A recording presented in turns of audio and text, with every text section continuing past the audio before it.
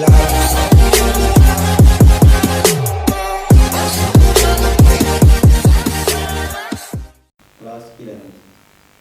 students, how are you? Hope all of you are fit and fine. In our last topic we will study about filling of electrons in different type of orbitals. Today we will study remaining orbitals, electron filling of remaining elements. बेटा हमने 20 तक जो electrons की filling थी वो पढ़ ली थी. इसके बाद जो आगे है वो इलेक्ट्रॉन की फिलिंग ऑर्बिटल्स में हम वो पढ़ते हैं. तो 20 से लेके आगे पढ़ते हैं बेटा 30 तक. +1 क्लास में आपको 30 तक ही याद करने होते हैं. आगे हमारा बेटा 30 तक scandium, titanium, vanadium, chromium, manganese, iron, cobalt, nickel, copper, zinc. मैं यहाँ नाम लिख देता हूँ इनके इस तरफ. स्कैनेडियम एटॉमिक नंबर लिख देता हूँ बेटा यहाँ पर 21. इसके बाद टाइटेनियम, यहाँ पर इसका एटॉमिक नंबर लिख देता हूँ बेटा, atomic number. Vanadium,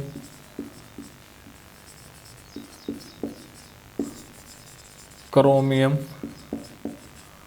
manganese, iron, cobalt, nickel, copper, zinc. 23, 24, 25, 26, 27, 28, 29 और ये 30. तो ये एटॉमिक नंबर है scandium, titanium, vanadium, chromium, manganese, iron, cobalt, nickel, copper और जिंक. ठीक है. इसके बाद इनकी इलेक्ट्रॉनिक कन्फिग्रेशन फिल करना शुरू कर देते हैं बेटा. तो इलेक्ट्रॉनिक कन्फिग्रेशन फिल करने के लिए हमारे पास था n+n का रूल. ये क्या बताता बेटा हमें, जब भी ऑर्बिटल्स फिल करने हो तो कौन सा ऑर्बिटल पहले फिल किया जाएगा. अगर 2 ऑर्बिटल्स आए हुए हैं तो हमारे पास, तो हम उनका n और l की वैल्यू को जोड़ लेंगे. जिसकी n और l की वैल्यू कम आएगी हम क्या करेंगे, उस ऑर्बिटल को पहले फिल करेंगे. अगर 2 ऑर्बिटल्स ऐसे हो जिनकी n और l की वैल्यू बेटा क्या आती है, सेम आती है, तो फिर क्या करेंगे, पहले तो इसके लिख देते हैं लोअर वैल्यू. लोअर वैल्यू जिसकी होगी पहले वो फिल होगा. अगर 2 ऐसे ऑर्बिटल्स आ जाएं जिनकी n+l वैल्यूज जो हो बेटा सेम हो, तो क्या करना है हमें, जिसकी n की वैल्यू लोअर हो वो पहले फिल होगा. अब शुरू करते हैं बेटा हम स्कैनेडियम से. स्कैनेडियम का एटॉमिक नंबर 21 है. तो मैं एक बार इसकी पूरी इलेक्ट्रॉनिक कन्फिग्रेशन लिख देता हूँ. आगे हम फिर शॉर्ट फॉर्म यूज़ करेंगे. 1s2, 2s2, 2p6, 3s2, 3p6. ठीक है. इसके बाद जो हमारा कैल्शियम, इससे पहले जो था हमारा कैल्शियम 20 आपने भर दिया होंगे, उसमें क्या था 4s2 भरा था. इसमें क्या आएगा 3d1 और 4s2. ठीक है. ये इसकी इलेक्ट्रॉनिक कन्फिग्रेशन रहेगी बेटा. तो अब देखो 2 और 8 10 और ये 18 आर्गन का हमारा एटॉमिक नंबर होता है. तो हम बार बार ये ना लिख के क्या लिख सकते हैं आर्गन, और उससे आगे क्या कर सकते हैं, हमारी जो इलेक्ट्रॉनिक कन्फिग्रेशन है वो फिल कर सकते हैं हम. तो 22 आर्गन, 18 तक तो यही बार बार ही लिखनी पड़ेगी हमें. 3d2, 4s2. ठीक है. इसके बाद बेटा आर्गन 3d3, 4s2. इसके बाद बेटा argon 3d4, 4s2. Argon 3d5, 4s2.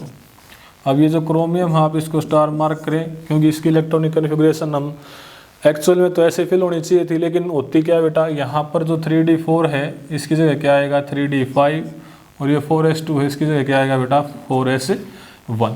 ठीक है. एक्चुअल में जो मैं पहले लिखी थी होनी तो वो चाहिए थी, लेकिन होती क्या है बेटा 3d5 और 4s1. इसको स्टार मार्क कर लें.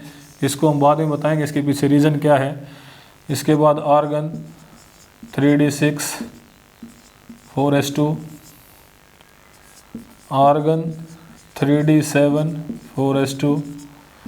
Argon 3d8, 4s2.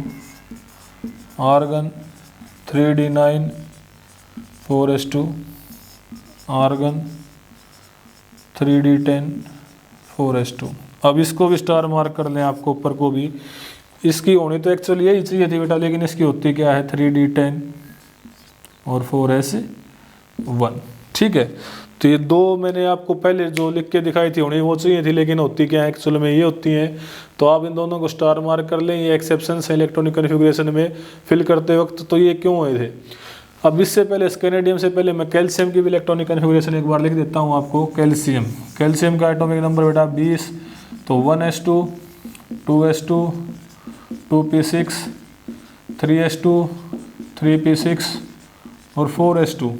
जो इलेक्ट्रॉन था बेटा वो डी में आना चाहिए था। इससे पहले आप पोटेशियम की भी देख लें एक बार, 1s2 2s2 2p6 3s2 3p6 और 4s2। ठीक है, जो इलेक्ट्रॉन था बेटा यहाँ पर 3p के बाद 3d में आना चाहिए था, लेकिन हमारा जो n+l का रूल आप उसको देखें, n+l के रूल के अकॉर्डिंग 3d में क्यों इलेक्ट्रॉन नहीं आया? तो n की वैल्यू 3 और d की वैल्यू बेटा 2, तो वैल्यू आई हमारे पास 5। 4s की देखेंगे तो n की वैल्यू है बेटा 4 और l की वैल्यू है 0 4। तो n+l का रूल क्या कहता है? पहले कौन सा ऑर्बिटल भरा जाएगा बेटा? 4s भरा जाएगा। अब 4s भरने के बाद तो 4s अंदर होना चाहिए था सर, ऐसा नहीं होना चाहिए था बेटा 4s अंदर और 3d बाहर हो, क्योंकि 3d बाद में भरा गया, इसकी एनर्जी ज़्यादा है। लेकिन होता क्या है, जैसे ही आप इलेक्ट्रॉन फिल कर देंगे ऑर्बिटल के अंदर, तो ऑर्बिटल में क्या होना शुरू हो जाएगा बेटा? रिपल्सन होना शुरू हो जाएगा इलेक्ट्रॉन्स का।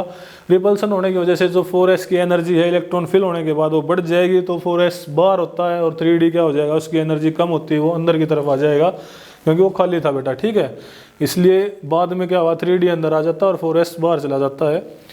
अब जो बचे हैं हमारे पास ये एक्सेप्शनल इलेक्ट्रॉनिक कन्फिग्रेशन, ये क्या है, ये क्यों है बेटा ऐसे इलेक्ट्रॉनिक कन्फिग्रेशंस? तो इनके पीछे बेटा दो चीज़ें होती हैं। ये सभी क्या करते हैं? एक्स्ट्रा स्टेबिलिटी के लिए बेटा, एक्स्ट्रा स्टेबिलिटी, ताकि जो एलिमेंट है उसको एक्स्ट्रा स्टेबिलिटी मिल सके, उसके लिए वो ऐसे इलेक्ट्रॉनिक कन्फिग्रेशन को ऑक्यूपाई करने की कोशिश करता है। इसके पीछे रीजन है बेटा, एक तो सिमेट्री, दूसरा बेटा एक्सचेंज एनर्जी। अब दोनों चीज़ें पढ़ते हैं, सिमेट्री और एक्सचेंज एनर्जी के बारे में। तो सिमेट्री क्या होती है बेटा? सिमेट्री होती है परफेक्ट पैकिंग के लिए। सिमेट्री का मतलब क्या होता है? कोई चीज़ सिमेट्रिकल है तो उसकी एनर्जी कम है। सिमेट्रिकल का ऐसे मतलब समझे, आप घर पे कोई चीज़ अरेंज करना चाह रहे हैं, अगर वो क्यूब की फॉर्म में है सारी की सारी चीज़ें, तो आप क्या कर सकते हैं? उनको ईजिली अरेंज कर सकते हैं, एक के ऊपर एक, एक के ऊपर एक लगा के आसपास अच्छे से कम जगह में उनको वेल ऑक्यूपाई करवा सकते हैं।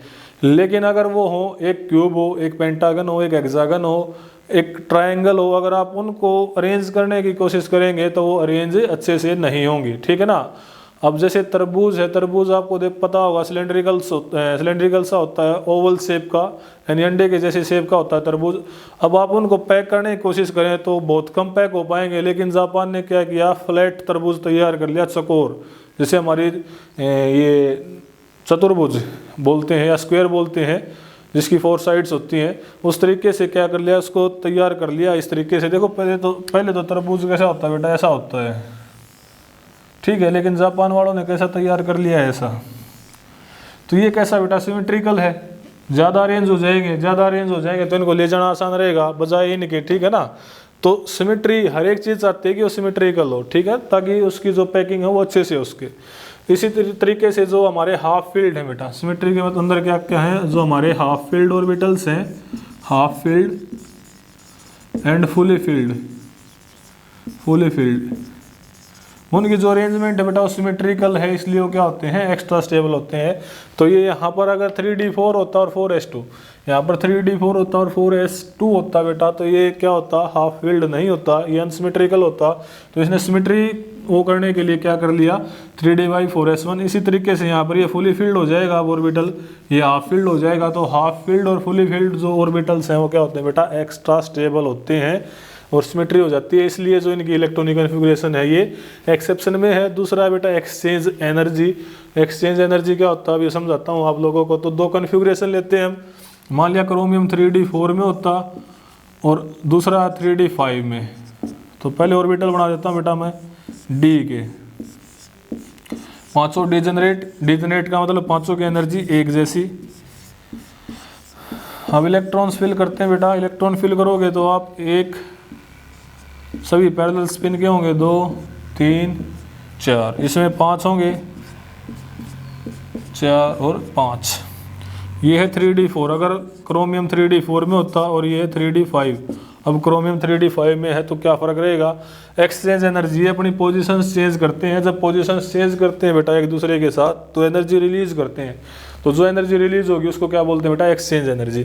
तो अब ये इलेक्ट्रॉन 3 इलेक्ट्रॉन इनके साथ पोजीशन चेंज कर सकता है, इसके साथ, इसके साथ और इसके साथ। तो पहले इलेक्ट्रॉन ने कितनी पोजीशन चेंज की बेटा, 3। दूसरे कितने के साथ कर सकता है, इसके साथ, और दूसरे ने कितने के साथ की पोजीशन चेंज, 2 के साथ। ये किसके साथ चेंज कर सकता है बेटा, 1 के साथ। तो टोटल जो पोजीशन चेंज हुई कितनी हुई बेटा हमारी, 6, यानी 6 बार एक्सचेंज हो चुके हैं। इसमें देखें ये इसके साथ भी पोजीशन चेंज कर सकता है, इसके साथ भी चेंज कर सकता है, इसके साथ भी और इसके साथ भी। यानी पहला इलेक्ट्रॉन कितने के साथ पोजीशन चेंज करा बेटा, 4 के साथ। दूसरा इलेक्ट्रॉन यहाँ भी और यहाँ भी। दूसरा इलेक्ट्रॉन कितने के साथ करा बेटा, 3 के साथ। तीसरा इलेक्ट्रॉन 1 और 2। चौथा इलेक्ट्रॉन 1। तो जो टोटल एक्सचेंज हुए बेटा वो कितने हुए, 10। तो जितने ज़्यादा एक्सचेंज होंगे उतनी ज़्यादा एनर्जी रिलीज होगी। और किसी एलिमेंट, किसी कंपाउंड, किसी भी चीज़ की जितनी कम एनर्जी होगी उतना ही वो क्या होगा बेटा, स्टेबल होगा। तो जितने ज़्यादा एक्सचेंज होंगे हमारे उतनी ज़्यादा स्टेबिलिटी आएगी। तो 3d5 जो हमारी क्रोमियम की कॉन्फ़िगरेशन थी वो ज़्यादा स्टेबल होगी। इसके पीछे 2 रीज़न है, दोनों मैंने बता दिए। एक तो सिमेट्री बेटा और दूसरा क्या है, एक्सचेंज एनर्जी।